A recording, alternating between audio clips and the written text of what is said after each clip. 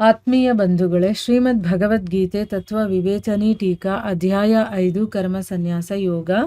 ಇದರಿಂದ ನಾವು 27 ಮತ್ತು 28ನೇ ಶ್ಲೋಕವನ್ನ ತಿಳ್ಕೊಳ್ತಾ ಇದ್ವಿ. ಹೋದ ಭಾಗದಲ್ಲಿ ನಾವು ಹೊರಗಿನ ವಿಷಯಗಳನ್ನ ಚಿಂತನೆ ಮಾಡದೆ ಹೊರಗಡೆನೆ ಅದನ್ನೆಲ್ಲ ಬಿಟ್ಟು ಕಣ್ಣುಗಳ ದೃಷ್ಟಿಯನ್ನ 2 ಹುಬ್ಬುಗಳ ಮಧ್ಯದಲ್ಲಿ ಸ್ಥಿರವಾಗಿಟ್ಕೊಂಡು ಮೂಗಲ್ಲಿ ಸಂಚಾರ ಮಾಡ್ತಾ ಇರುವಂತ ಪ್ರಾಣ ಮತ್ತೆ ಅಪಾನ ವಾಯುವನ್ನ ಸಮವಾಗಿಟ್ಕೊಂಡು ಯಾರ ಇಂದ್ರಿಯಗಳು, ಮನಸ್ಸು ಮತ್ತೆ ಬುದ್ಧಿ ಇದನ್ನೆಲ್ಲ ಗೆದ್ದಿದ್ದಾರೋ ಮತ್ತೆ ಯಾವ ಮೋಕ್ಷ ಪರಾಯಣನಾದಂತಹ ಮುನಿ ತನ್ನಲ್ಲಿರುವಂತ ಇಚ್ಛೆ, ಭಯ, ಕ್ರೋಧ ಇದನ್ನೆಲ್ಲ ಬಿಟ್ಟಿರ್ತಾನೆ, ಅವನಲ್ಲಿ ಇದೆಲ್ಲ ಇರೋದಿಲ್ವೋ ಅವನು ಸದಾ ಮುಕ್ತನಾಗಿರುವಂಥವನು ಅಂತ ತಿಳ್ಕೊಂಡ್ವಿ. ಈಗ ಪ್ರಶ್ನೆ ಏನು ಅಂತಂದ್ರೆ, ಹೊರಗಿನ ವಿಷಯಗಳನ್ನ ಹೊರಗಡೆ ಹಾಕೋದು ಅಂತಂದ್ರೆ ಅರ್ಥ ಏನು ಅಂತ ಪ್ರಶ್ನೆ. ಮೊದಲು ನಾವು ಇದನ್ನ ಅರ್ಥ ಮಾಡ್ಕೋಬೇಕಲ್ವಾ. ಹೊರಗಿನ ವಿಷಯಗಳನ್ನ ಹೊರಗೆ ಹಾಕೋದು ಅಂತಂದ್ರೆ ಅರ್ಥ ಏನು ಅಂತಾನೆ ಗೊತ್ತಿಲ್ಲ ಅಂತಂದ್ರೆ ಮುಂದೆ ನಮಗೇನು ಗೊತ್ತಾಗೋದಿಲ್ಲ. ಸೊ ಅದಕ್ಕೆ ಈಗ ಇದನ್ನ ಅರ್ಥ ಮಾಡ್ಕೊಳ್ಳೋಣ. ಏನು ಅರ್ಥ ಅಂತಂದ್ರೆ, ಹೊರಗಡೆ ವಿಷಯಗಳ ಜೊತೆ ಜೀವಿಯ ಸಂಬಂಧ ಅನಾದಿ ಕಾಲದಿಂದ ಬಂದಿದೆ. ಈಗೆಲ್ಲ ಬಂದಿರೋದು ಅನಾದಿ ಕಾಲ, ಅದಕ್ಕೊಂದು ಟೈಮೇ ಇಲ್ಲ. ಯಾವಾಗಲೂ ಮುಂಚೆಯಿಂದ ನಮಗೆ ಹೊರಗಡೆ ವಿಷಯಗಳ ಜೊತೆ ತುಂಬ ಸಂಬಂಧ ಇದೆ. ಮತ್ತು ಅವನ ಅಂತಃಕರಣದಲ್ಲಿ ಅದರ ಅಸಂಖ್ಯ ಚಿತ್ರಗಳು, ಬೇಕಾದಷ್ಟು ಚಿತ್ರಗಳು ತುಂಬಿಕೊಂಡಿದೆ. ಈಗ ಹೊರಗಡೆ ಅಂದಿದ ತಕ್ಷಣ ನಮ್ಮ ಮನಸ್ಸಲ್ಲಿ ಏನೇನೋ ಚಿತ್ರಗಳು ಬಂದ್ಬಿಡುತ್ತೆ, ಯೋಚನೆಗಳು ಬಂದ್ಬಿಡುತ್ತಲ್ವಾ.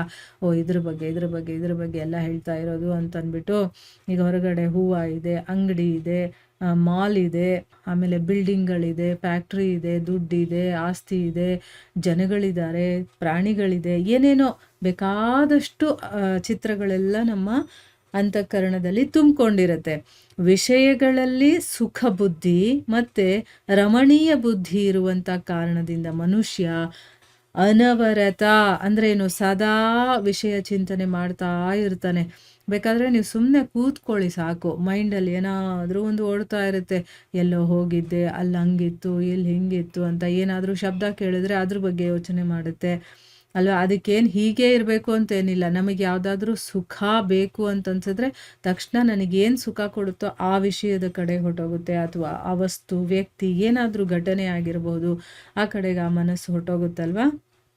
ಆ ರೀತಿ ನಮ್ಮಲ್ಲಿ ಸುಖ ಬುದ್ಧಿ ಮತ್ತು ರಮಣೀಯ ಬುದ್ಧಿ ಇರೋ ಕಾರಣದಿಂದ ಆ ವಿಷಯಗಳ ಬಗ್ಗೆ ಸದಾ ಅದು ಚಿಂತನೆ ಮಾಡ್ತಾನೇ ಇರುತ್ತೆ.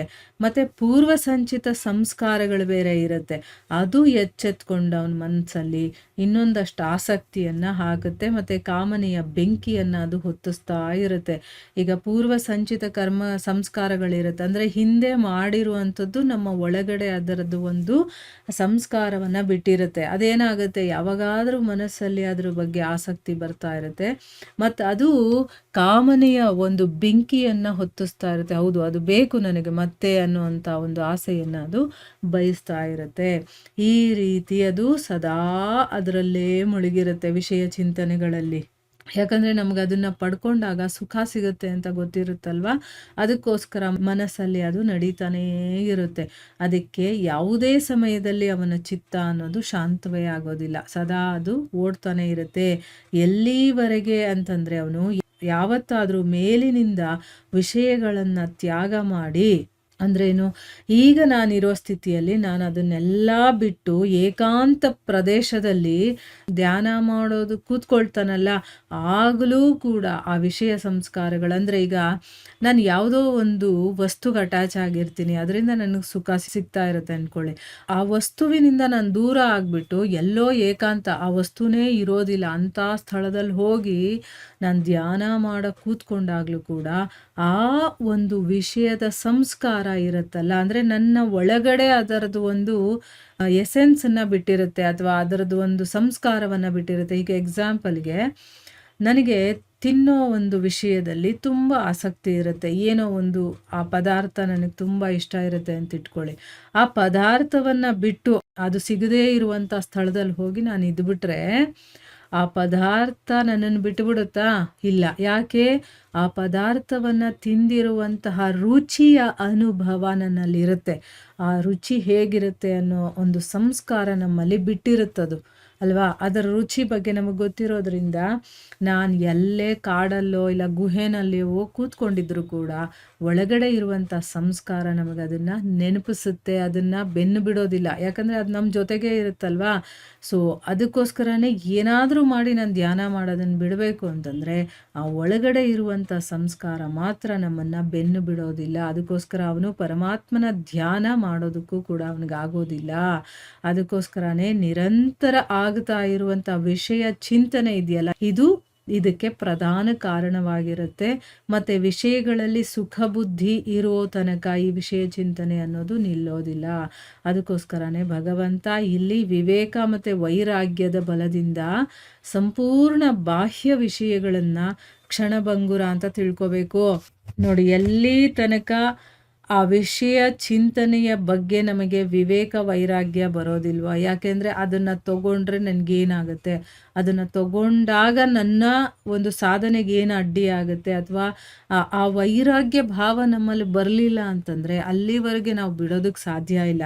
ಸೊ ಅದಕ್ಕೋಸ್ಕರನೇ ಬಾಹ್ಯ ವಿಷಯಗಳನ್ನೆಲ್ಲ ನಾವು ಅದು ಕ್ಷಣಭಂಗುರ, ಅನಿತ್ಯ, ದುಃಖಮಯವಾಗಿರುವಂಥದ್ದು, ಈ ಎಲ್ಲ ದುಃಖಗಳಿಗೂ ಕಾರಣ ಅಂತ ತಿಳ್ಕೊಂಡು ಅವುಗಳ ಸಂಸ್ಕಾರ ರೂಪಿ ಸಮಸ್ತ ಚಿತ್ರಗಳನ್ನೂ ಕೂಡ ಅಂತಃಕರಣದಿಂದ ಹೊರಗಡೆ ಹಾಕಬೇಕು.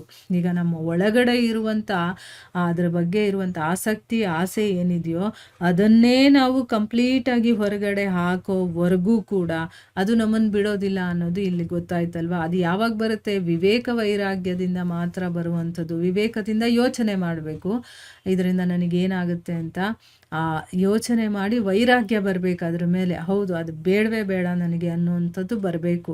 ಅದಕ್ಕೋಸ್ಕರನೇ ಇಲ್ಲಿ ಹೇಳ್ತಾ ಇರೋದು, ಆ ವಿಷಯವನ್ನು ಸರಿಯಾಗಿ ತಿಳ್ಕೊಂಡು ಇದೆಲ್ಲ ನನ್ನ ದುಃಖಗಳಿಗೆ ಕಾರಣ ಅಂತ ತಿಳ್ಕೊಂಡು ಸಂಸ್ಕಾರ ರೂಪದಲ್ಲಿರಿದೆಯಲ್ಲ ಆ ಎಲ್ಲ ಚಿತ್ರಣಗಳನ್ನು ಕೂಡ ಅಂತಃಕರಣದಿಂದ ಹೊರಗಡೆ ಹಾಕಬೇಕು.